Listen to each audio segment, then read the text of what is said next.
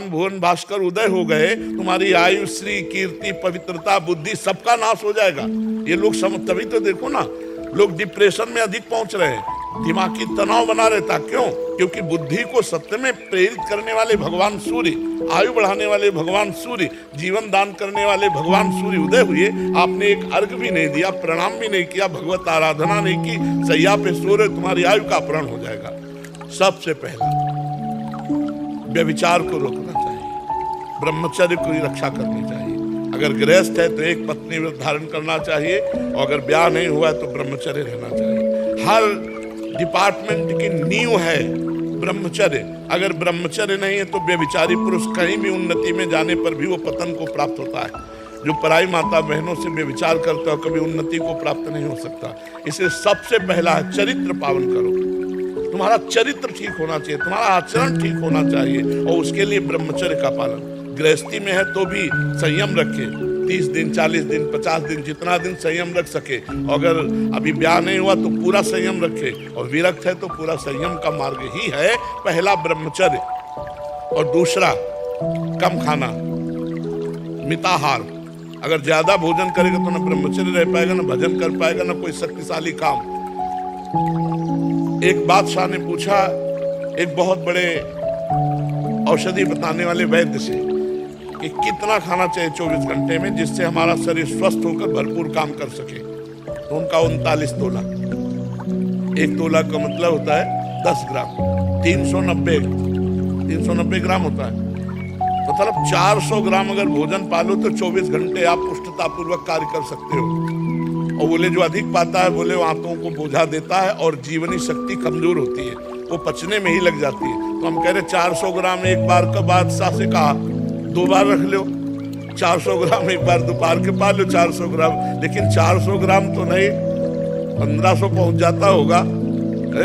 भोजन मिताहार। हमारे शास्त्रों ने आज्ञा करी है, क्षुध व्याधि चिकित्सताम, क्षुधा रूपी व्याधि की चिकित्सा करो, भिक्षान्न औषधम, औषधि की तरह। 4 रोटी, थोड़ी मूंग की दाल, अरहर की दाल, थोड़ा चावल भोग लगा के ठाकुर जी को पालो, 2 बार पालो।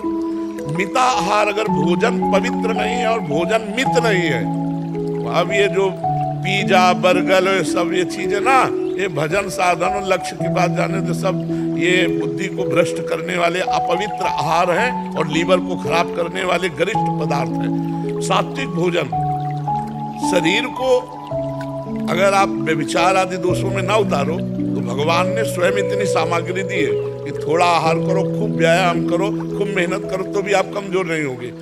अगर हम सात्विक भोजन करें, अल्पाहार करें, तो बहुत जल्दी हमारे अंदर शक्ति का विकास हो, आध्यात्मिक शक्ति का। पहला ब्रह्मचर्य, दूसरा कम खाना, मिताहार, और तीसरा कम बोलना, उचित बोलो। हम ये नहीं कहते कि मौन हो जाओ, तो हमें लगता है उचित बोल दो ना, उचित बोल। उचित बोलना, अनुचित बोलने का त्याग करना, इसे मौन ही कहते हैं। कम बोलना और कम सोना। अगर जीवन को लक्ष्य में पहुंचाना है तो हमारी बात को अक्षरशः मान लो, जितने लोग सुनो। पहला ब्रह्मचर्य, दूसरा कम खाना, तीसरा कम बोलना अर्थात मित भाषण करना, विचार पूर्वक बोलना, और चौथी बात कम सोना। अगर आप मेहनत करने वाले व्यक्ति हो तो 6 घंटे पर्याप्त है। 6 चौको 24 घंटे का एक हिस्सा आप सोने में दे सकते हो। 6 चौको 24, 6 घंटे, और वो भी रात्रि के 10 बजे से लेकर के 11, 12, 1, 2, 3, 4 अपने आप ब्रह्म मुहूर्त का समय आ जाता है। 6 घंटे बाद आप उठिए 4 बजे, और 4 बजे उठ करके अपनी दिनचर्या कीजिए, व्यायाम नित्य कर्म करके भगवान नाम जप, जो पाठ करते हैं वो पाठ कीजिए। तो कम सोना, 6 घंटे सोना, लेकिन ठीक समय पे सोना। अब आजकल लोग 1 बजे 2 बजे सोते हैं और दिन के 7-8 बजे तक सोते रहते, फिर जगते। क्या दिनचर्या? भगवान भुवन भास्कर उदय हो गए, तुम्हारी आयु, श्री, कीर्ति, पवित्रता, बुद्धि सबका नाश हो जाएगा। ये लोग समझ, तभी तो देखो ना, लोग डिप्रेशन में अधिक पहुंच रहे हैं, दिमागी तनाव बना रहता। क्यों? क्योंकि बुद्धि को सत्य में प्रेरित करने वाले भगवान सूर्य, आयु बढ़ाने वाले भगवान सूर्य, जीवन दान करने वाले भगवान सूर्य उदय हुए।